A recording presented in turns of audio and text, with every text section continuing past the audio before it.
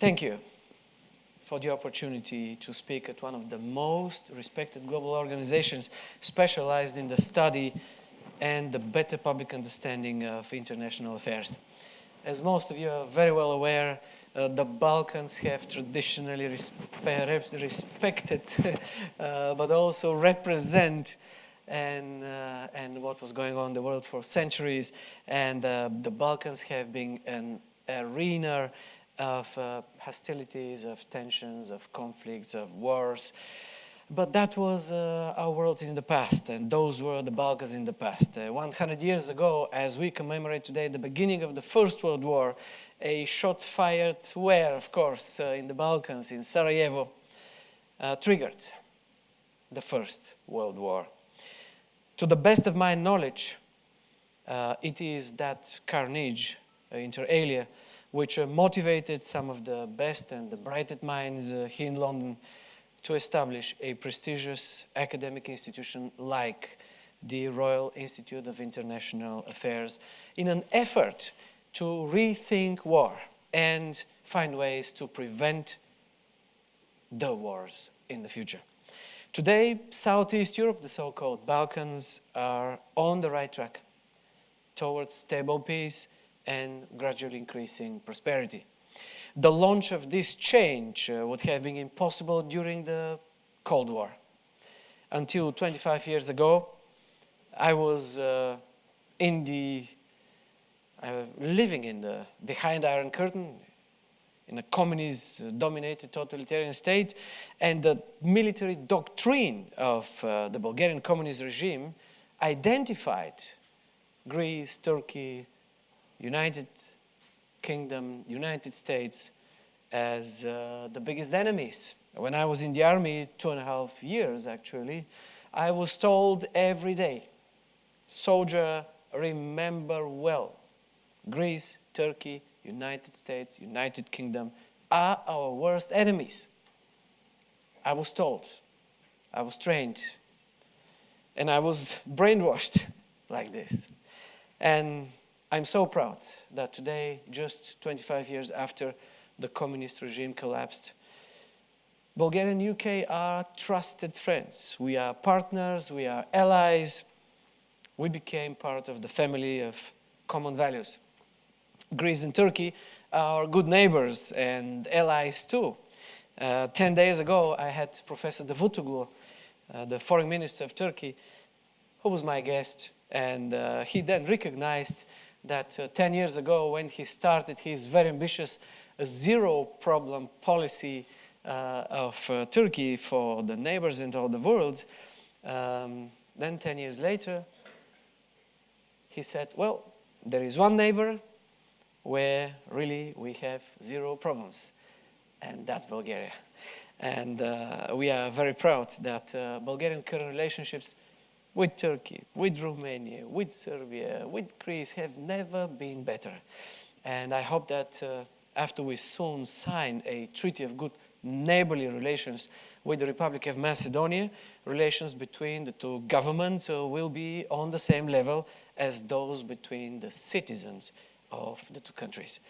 May I also use the occasion to inform you that in a spirit of remembrance, the countries from Southeast Europe plan to mark together this year the 100th anniversary of the beginning of the First World War, which is a historic shift still and a historic transformation towards reconciliation and I would say enlightened a European approach on history. In the same spirit, I will welcome, and I'm so proud to invite and to welcome in Bulgaria in the early April in Sofia His Royal Highness the Duke of Kent, with whom we will commemorate the British soldiers who fell a century ago on Bulgarian soil.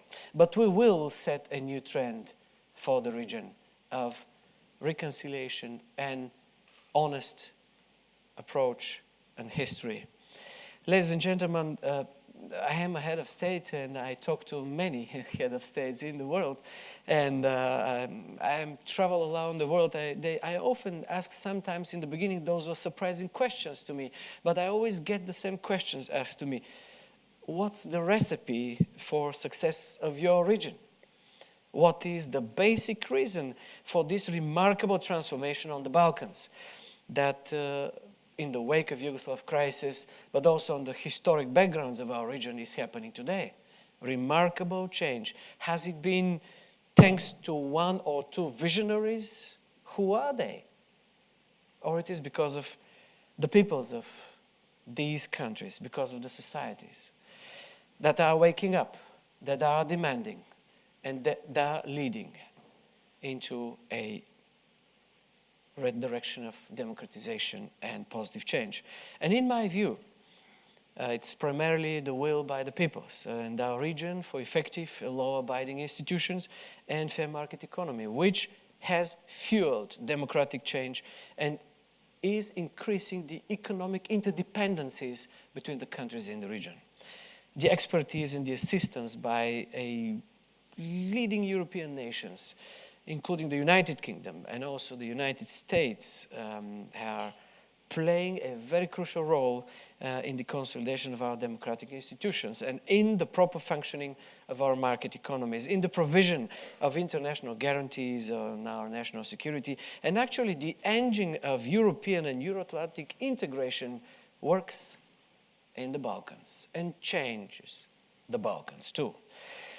Of course, if you are a nominal member of the NATO and the European Union, you should not create a false sense of security, since recent dynamics in the east of the continent could quickly change and put under question democratic achievements in Central and Eastern Europe. Only through active Euro-Atlantic partnership can the region defend against the threat of anti-democratic reversal. We need more active European engagement in the region. We need more visible presence of NATO in Southeast Europe. The next stage of our road forward should be underpinned by the achievement of two priorities. And I remember Henry Kissinger, he said once, the art of foreign policy is the art of setting priorities. I think two major priorities we need to face in our region. First, further and deeper integration into Euro-Atlantic structures. All the states in the region having fulfilled the membership criteria should join in NATO. Current members should actively participate in all NATO initiatives such as Smart Defense, NATO Connected Forces 2020, and the Framework Nation Initiative. All states must have a clear perspective for EU membership as well. The issue of EU enlargement should come back in our agenda more seriously against the background of the events in Ukraine. Southeast Europe needs more of the soft power projected by European Union. Special mention should be made of the success of the EU and of its High Representative for Foreign and Security Policy, Baroness Ashton, in facilitating the agreement between Belgrade and Pristina, which was a historic achievement, which is a fruitful result of a vision which was started here in London, but also in Brussels, in many European capitals, about solving problems in the Balkans, not creating new ones, about shifting into peaceful and prosperous development. And that is a historic achievement. Any failure on any part of the EU for deep involvement in the Balkans may make the countries from that region additionally vulnerable to unfavorable external influences from factors outside the Euro-Atlantic community. Current member states should use the EU single market, the eventual, which I strongly support, transatlantic trade and investment partnership with the United States in order to integrate steadily into major European and US economic clusters. Second major priority, and that's my passion, and I would be willing to address you today more on that, is the better promotion of our regional identity and the regional approach. From a European perspective, we are in the periphery of the continent. But if you look at Europe and Asia together, well, we are right in the middle. We have always been strategically positioned a crossroad of civilizations. For example, UNESCO statistics prove that Bulgaria is the 5th richest country in Europe in terms of historical monuments, with Thracians, Romans, Byzantines, Ottomans, Russians, and many other cultures having left their impressive legacy there. Southeast Europe should enlarge its physical regional links and infrastructure. We are striving to achieve adequate synergies. In the aftermath of the economic crisis and given the limitations of our resources, regional cooperation becomes even more acutely important. The more connected we are, the more investors come to the region. The more companies come to our region, the faster we move down the road to sustainable development and prosperity. Let me give another telling example from the region. For a long time, Bulgaria and Romania have been competing, trying to secure investments in the automotive sector. And the big factories of Ford and Renault moved to Romania, but Bulgaria is happy too, because 10 new factories of sub-suppliers moved to the other side of the border. So we have understood that we have created, through cooperation, a regional cluster. And now we see some other regional clusters emerging in the region. Some of them are tourism, agriculture, pharmaceuticals, human health industries, food production, energy services, energy and other services. So in Southeast Europe, we share same clusters, same banks, same insurers, same telecom operators, same gas suppliers. And we have already invested a great deal of time and efforts to position ourselves jointly in the global market as part of global supply chains. And most of the trans-European corridors, as you already know, are passing through our region, which also helps in the first stage of what we call the third industrial revolution. Underpinning it all, however, should be trust and good interpersonal communication. One of my main aims during my frequent travels in Southeast Europe is to develop a network of contacts who are representative of the interests uniting 12 states with a total population of 150 million people and virtual boundaries among which are no longer separating them. If you ask previous presidents of Bulgaria, Serbia, Greece, Montenegro, how often did you speak?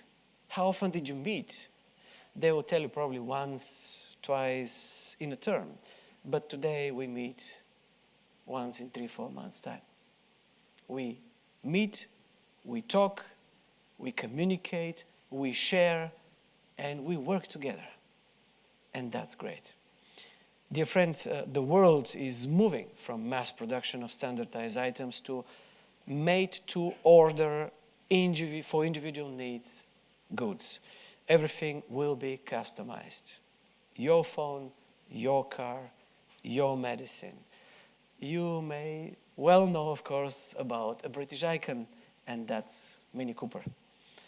Some of you might be surprised that the leather seats of the future models of Mini Cooper will be produced in Bulgaria. We just have worked on the new factory. But the difference is that if in the past there were 3-4 different models, in the future, the factory of the future for the leather seats of the future for the Mini Cooper will be probably 300-400 types. So every seat will be customized. So customization will transform the global economy. It provides new opportunities for both the developing and the developed world. There is something very special, and that is a market segment, that is a niche, a huge niche for Southeast Europe to emerge as an economic location. That's where we find also a huge opportunities. But in order for the countries, for the factories, for the industries of the future to come to Southeast Europe, Again, we need a regional approach on education, on customs, on networking, on infrastructure, and on business environment, just and only as a region together. Southeast Europe boasts one of the best educational potentials in terms of intelligence, coefficient, talent, creativity, language skills, and diversity, probably because we were a crossroad of civilizations, probably because we were fighting so much. But out of this diversity in the region, we see creativity coming. And that's also about the third industry, I think, a good asset to be developed. And as a president of Bulgaria, I am pushing for educational reform in my country, and we are starting the first innovation ecosystems. As a result, Google and MIT came recently by the club of those who are willing to participate in what's going on in Bulgaria and in Southeast Europe in the ICT cluster. Might be something interesting, might be a talent that could be developed. Dear friends, in the past 25 years, the biggest achievement of Southeast Europe is the steady return to the path of democracy and European values. However, our region is in immediate proximity to the eastern neighborhood of the European Union. One of important friendly country in that neighborhood is Ukraine. In my view, one of the fundamental reasons for the current Ukrainian crisis could be traced in the differences in the post-Soviet development of, say, Poland or any other of the Visegrad countries, and on the other hand, Ukraine. When in 2012, thousands of Ukrainians visited Poland during the football championship, European one, organized jointly by Poland and Ukraine, they saw a neighboring country which was quite different from their own. That was modern, that was dynamic, that was forward-looking, and that was human. 20 years ago, Ukraine and Poland started from the very same base. But the shock was that actually by taking the right decisions, by making tough reforms, by boosting public institutions to work effectively, transparently, by making reforms for competitiveness, by strengthening the democratic society and the very foundations of a democratic state, we have seen a Poland of the 21st century. And we see on the other side problems in Ukraine, based also on decisions which were wrong and based on the Russian-based economic model. Even though potentially richer in natural resources than some of them other countries, Ukraine had sustained an economic model dominated by oligarchs, corruption, dependent judiciary, and controlled media. Ukraine kept over the last decades the Russian economic model, while the Visegrad countries implemented brave reforms, promoting competition, regulating monopolies, ensuring transparent public tenders, and strengthening democratic institutions. As a result, a new, educated, and strong middle class emerged in those countries, building democratic and prosperous states. The countries of Southeast Europe share, sadly enough, some of the negative characteristics of the Ukrainian model.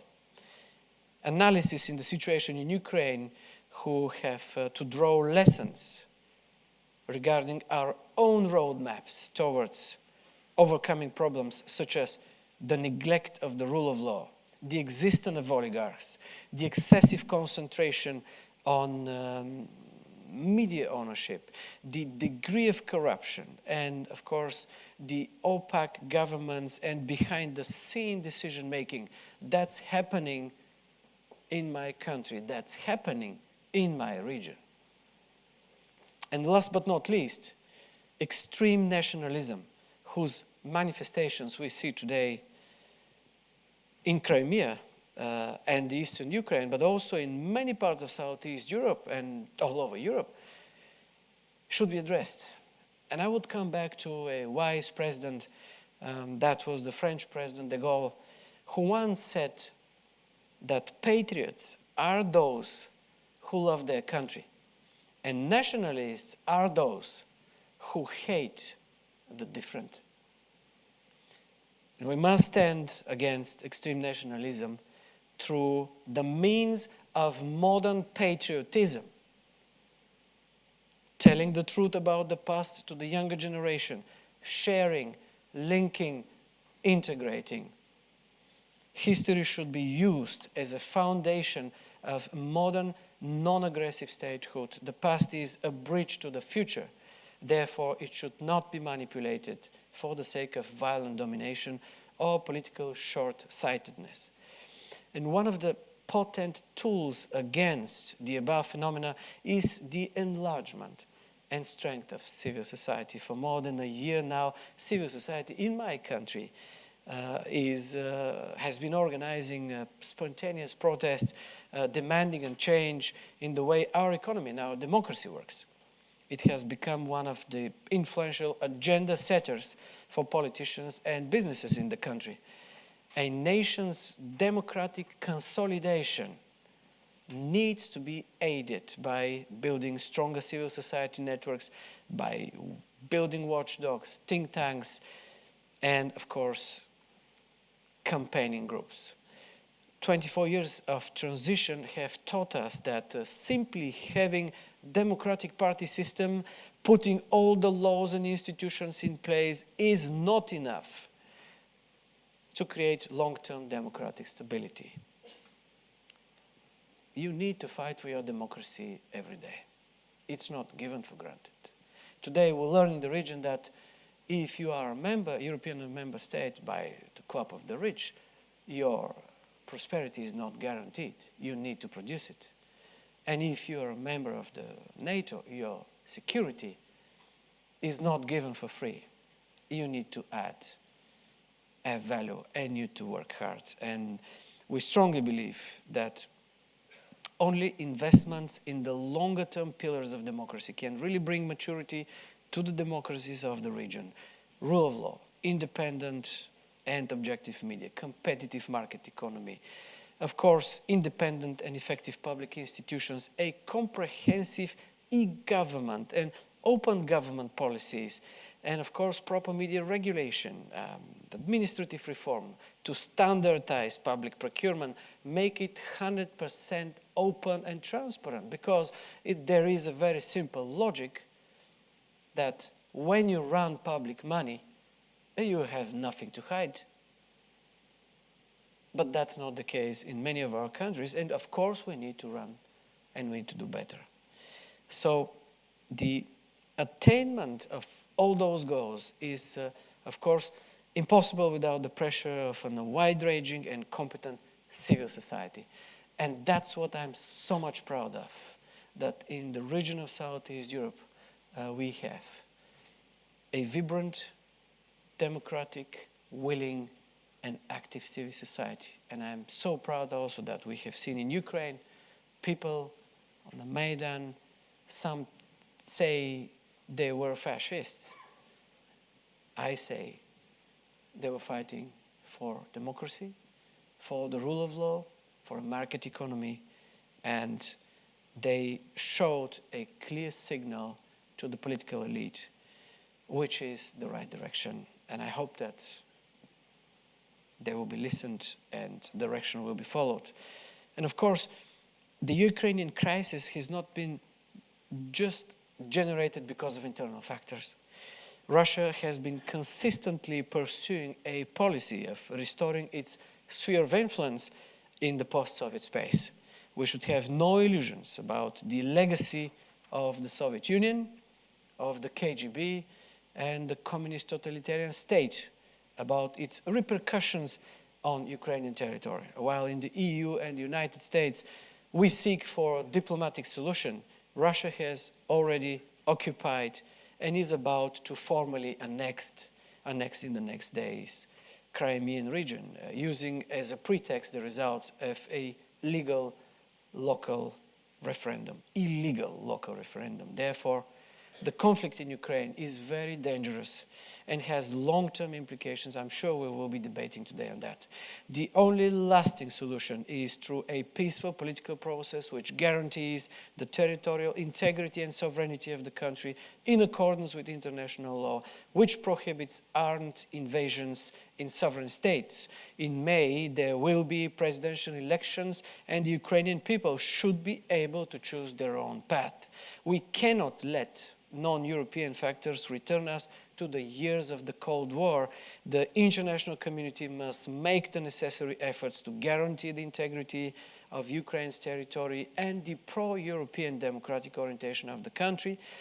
And dear friends, we see and we draw our lessons in Southeast Europe. We believe that we have a shared destiny, we have good prospects in a predictable and a democratic, wider geopolitical environment. And I truly believe in this future for Southeast Europe.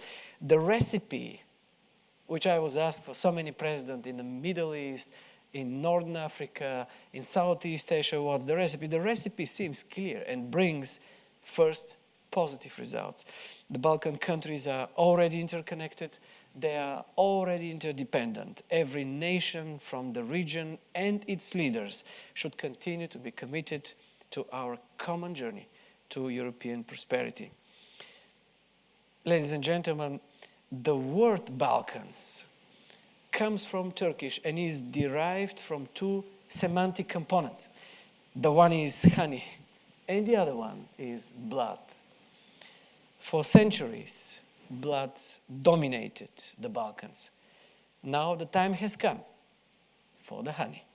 Thank you very much.